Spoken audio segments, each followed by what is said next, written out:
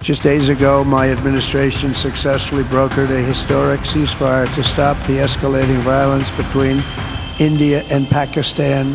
भारत माता की जय, भारत माता की जय, भारत माता की जय,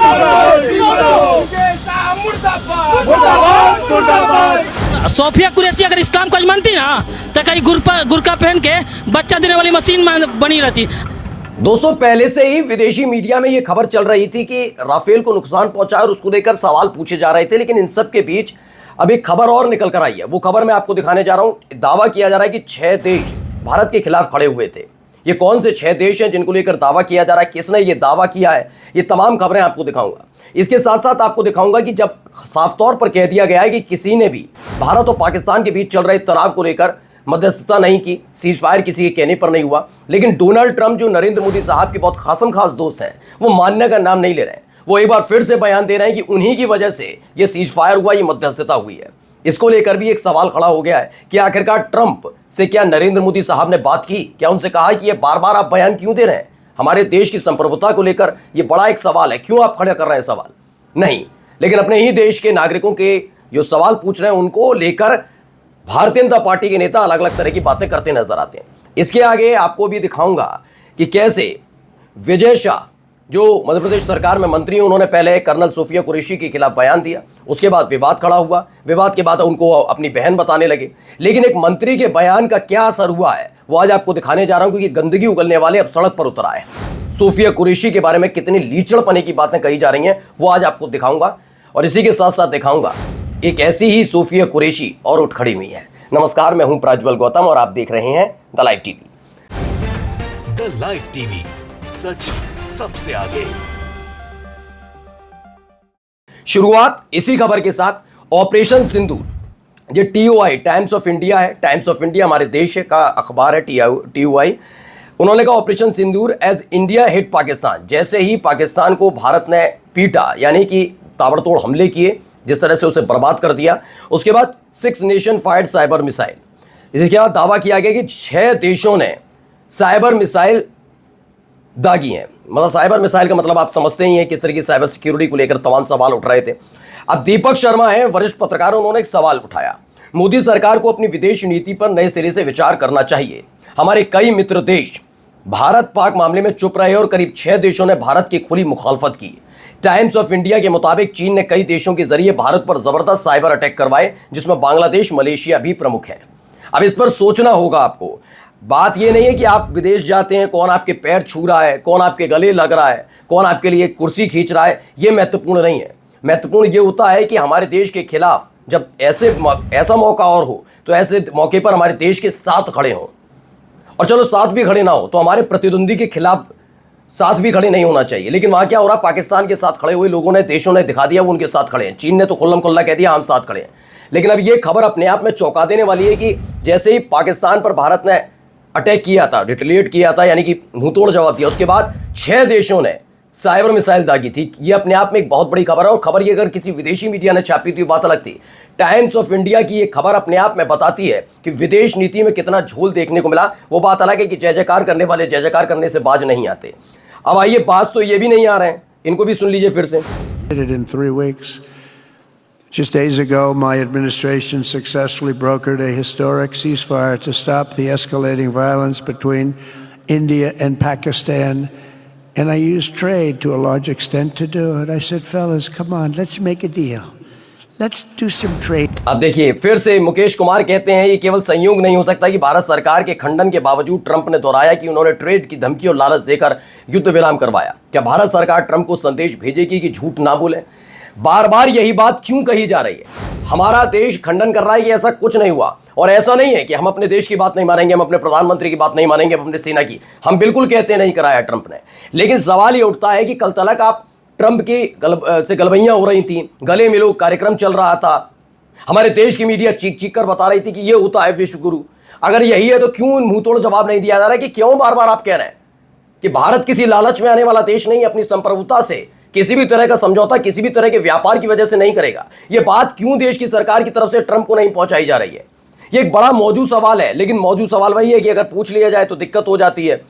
यही सवाल देखिए, अब सुकेश रंजन है, बड़े पत्रकार हैं, इन्होंने भी कहा भारत के नकारने के बावजूद सऊदी यूएस इन्वेस्टमेंट फोरम जो है उसमें बोलते हुए ट्रंप ने फिर लिया भारत पाक युद्ध टालने का श्रेय का। अमेरिका भारत में बीच में पड़कर युद्ध नहीं रुकवाता तो लाखों लोग मर जाते। अमेरिका की वजह से भारत पाकिस्तान के बीच सारा झगड़ा खत्म हो गया। हमने एक दिन पहले ही आपको बताया था कि ट्रंप क्या चाहते हैं, लेकिन ट्रंप जो भी चाहते हैं, हम ये नहीं कह रहे कि उनको नोबेल ना मिले, शांति के नोबेल पुरस्कार के लिए वो पता नहीं दौड़ में आने की कोशिश कर रहे हैं, इसलिए तरह तरह की चीजें कर रहे हैं। लेकिन इन सब के बीच ये भी बात बहुत मौजूद है कि अगर किसी देश को लेकर झूठा दावा कोई देश का राष्ट्रीय अध्यक्ष कर रहा है तो ऐसी क्या मजबूरी है जिसके चलते हमारे देश की सरकार और हमारे देश के प्रधानमंत्री खास तौर पर मुंह तोड़ जवाब नहीं दे, फोन करें ना डायरेक्ट, ये क्या कह रहे हो भाई? आपने एक बार कहा, हमने चलो कहा कोई बात नहीं, दूसरी बार आपने मेरे आने से पहले यानी प्रधानमंत्री के आने से पहले बयान दे दिया, चलिए उस पर भी थोड़ा मिट्टी डाल दें, लेकिन फिर से आप नहीं मान रहे, हम मना कर रहे हैं ऐसा नहीं है, उसके बावजूद नहीं मान रहे, ये तो बताना होगा ना भाई। आगे आइए, खबर आज तक की है, पाकिस्तान के दोस्त तुर्की पर ट्रेड स्ट्राइक, उदयपुर के मार्बल कारोबारी नहीं भेजेंगे माल तो पुणे में सेब का बॉयकॉट। भारत पाकिस्तान के बीच जारी तनाव का असर अब केवल कूटनीतिक दायरे तक सीमित नहीं रहा, बल्कि इसका प्रभाव देश के व्यापारिक वर्ग और आम लोगों के फैसलों में भी साफ झलकने लगा है। तुर्की द्वारा पाकिस्तान का खुलेआम समर्थन करने के बाद देश भर में बॉयकॉट तुर्की अभियान जोर पकड़ लिया है। महाराष्ट्र के पुणे से लेकर राजस्थान के उदयपुर तक व्यापारियों ने तुर्की से आयातित वस्तुओं का बहिष्कार कर तुर्की को आर्थिक मोर्चे पर जवाब देने का ऐलान कर दिया है। मेरा मानना है कि अगर ऐसा है तो इस पर कायम रहना चाहिए हर एक और सरकार को इसमें साथ देना चाहिए, व्यापारियों का भी। ऐसा वाला नहीं कि चीन के बारे में कुछ बात आती है फिर हम चीनी झालरों को बॉयकॉट कर देते हैं, फिर थोड़े दिनों बाद पता लगता है कि चीनी झालरें फिर से काम करने लगी, चीन का सामान हमारे देश में धड़ल्ले से बिकने लगा, चीन की चीज से हमारा व्यापार जबरदस्त तरीके चल रहा है। ये नहीं होना चाहिए। अगर तुर्की ने ये किया है और ये वाकई एक व्यवस्था के तहत विरुद्ध है, खिलाफ है, तुर्की हमारे एक दुश्मन देश में अगर शुमार हो रहा है तो फिर उसके साथ वैसा ही व्यवहार करते रहिएगा। ये नहीं कि आज ये और कल वो, क्योंकि चीन के साथ क्या होता रहा वो देखा जाता रहा है, इसीलिए कह रहे हैं।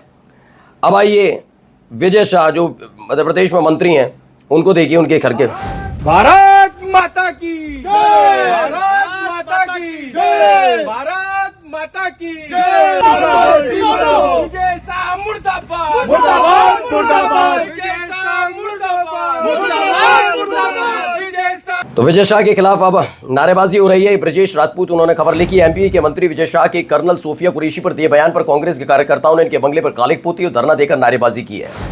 और इसके साथ साथ उसके बाद जैसे ये खबर पता लगी तुरंत पहुंच गए विजय शाह कहा कर्नल सोफिया कुरैशी के घर। कर्नल सोफिया कुरैशी के घर पहुंचे बीजेपी नेता।